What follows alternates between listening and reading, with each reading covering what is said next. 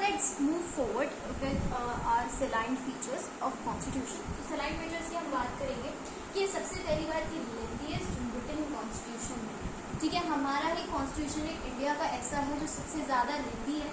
क्यों? क्योंकि इसके अंदर 395 आर्टिकल्स, 22 पार्ट्स और 8 शेड्यूल्स इसके आपको मिल जाएगा। ये पहले की बात है। अब इसमें बदल गए हैं हमारे आर्टिकल्स 143 हो चुके हैं।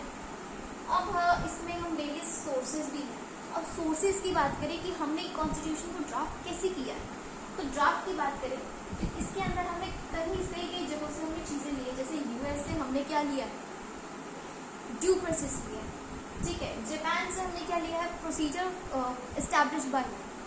हमने जर्मनी से कई चीज़ें ली है, हमने रशिया से लिया है। तो इस तरीके से हमारा जो है ना कॉन्स्टिट्यूशन सबका ब्लेंड मिल जाएगा।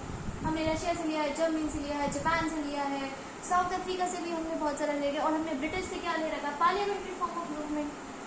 यूएस से हमने फंडामेंटल राइट्स भी ले रखे हैं। तो इसी वजह से इसको बल्कि ऐसी बनाता है, इसको ड्रॉन फ्रॉम वेरियस सोर्सेज, ये भी एक फीचर आता है। दूसरा आता है federal form of government with unitary parts.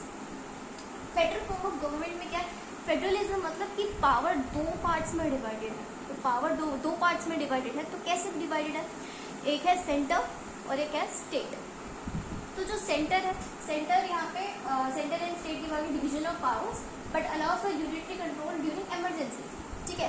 अब यहाँ पे हमारे पास 3 सब्जेक्ट्स भी आ जाते हैं, state list, union list and the concurrent list, ठीक है। उसमें अगर हमारे कोई इमरजेंसी आ गई, जैसे फाइनेंशियल इमरजेंसी हो गई, तो उस टाइम पे क्या होगा, तो जो हमारी स्टेट की पावर नहीं, हम सेंटर की पावर जो है उसको ज़्यादा माना जाएगा, ठीक है। इसलिए फेडरलिज्म में यूनिटरी बाय मतलब कि यूनिटरी भी है, सिर्फ एक बंदा भी चलता है, स्टेट भी चलता है, ठीक है। अब यूएस में देखें तो वहाँ पे जो है सिर्फ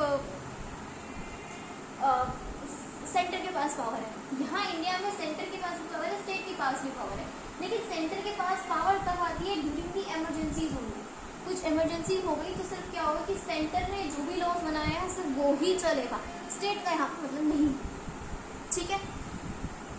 उसके बाद आता है पार्लियामेंट्री फॉर्म ऑफ गवर्नमेंट। तो हमने ब्रिटिश से हमने क्या लिया, पार्लियामेंट्री फॉर्म ऑफ गवर्नमेंट लिया। पार्लियामेंट्री फॉर्म ऑफ गवर्नमेंट में मतलब क्या आ गया, हमारा लेजिस्लेचर आ गया, हमारा एग्जीक्यूटिव आ गया, हमारी जुडिशरी आ गई, ठीक है। जिसमें हमने क्या बोला है, prime minister would be the head of the government, ठीक है। ब्रिटिश में हम इंग्लैंड में भी देखें तो वहाँ पे हमारा क्या है, पार्लियामेंट हमें prime minister is the head of the government, ठीक है। तो पार्लियामेंट्री फॉर्म ऑफ गवर्नमेंट है, हमारा एग्जीक्यूटिव भी है, लेजिस्लेचर भी है, और उसमें प्राइम मिनिस्टर हमारे head of the government. Next we will talk about the synthesis of parliamentary sovereignty and judicial supremacy, यानी कि जुडिशरी का जो है इंडिपेंडेंस दे रखा है, खुद के अपने केसेस डिसाइड करने के पास पावर है, कि हमारे सुप्रीम कोर्ट के पास देखिए पावर ऑफ जुडिशियल रिव्यू है, ठीक है। बैलेंस कर सकता है power of parliament and amend the constitution. दूसरा fundamental rights and duties. Part 3 of the constitution we have the fundamental rights, part 4 we have the DPSPs there, and then we already talked about the independence of judiciary, 3 tiers are legislature, executive and the judiciary। तो judiciary के पास एक independent power है कि वो अपने खुद की judgement दे सकता है, ठीक है।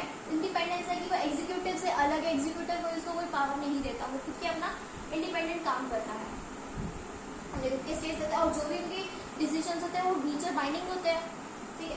उसके बाद आता है सेक्युलर स्टेट। इंडिया में एवरीवन इज लिबरल, कि आप अपना रिलीजन चूज कर सकते हो, ठीक है। तो कॉन्स्टिट्यूशन ये नहीं कहता कि ये इस बंदे का रिलीजन है, उसका है, तो उसके हिसाब से दिया जाएगा, नहीं, वो कोई ऐसा रिलीजन ऑफिशियल नहीं बताता है। फ्रीडम ऑफ रिलीजन आपको आर्टिकल 25 to 28 में मिल जाएगा। Then you will get the universal adult franchisee, 18 years से above easily वोट कर पाते हैं, ठीक है। Then we have talked about the single citizenship। Single citizenship में मतलब आप अमेरिका की बात करें तो अमेरिका में डुअल सिटीजनशिप चलता है। अगर आप अमेरिका में रहते हो तो एक अमेरिका की चाहिए, इसके अंदर जो स्टेट्स है उसकी आपको अलग से चाहिए। जैसे आप वहाँ पे एक जगह पे रह रहे हो कनाडा में, दूसरी जगह आपकी मैक्सिको, तो आपको एक तो अमेरिका की मिलेगी कि आप अमेरिका के रेजिडेंट हो, दूसरा आपको लेनी पड़ेगी कि आप मैक्सिको में रहते हो। अगर वहाँ से जाना है कनाडा तो कनाडा की लेनी पड़ेगी। तो आप इस तरीके से डुअल चलती है।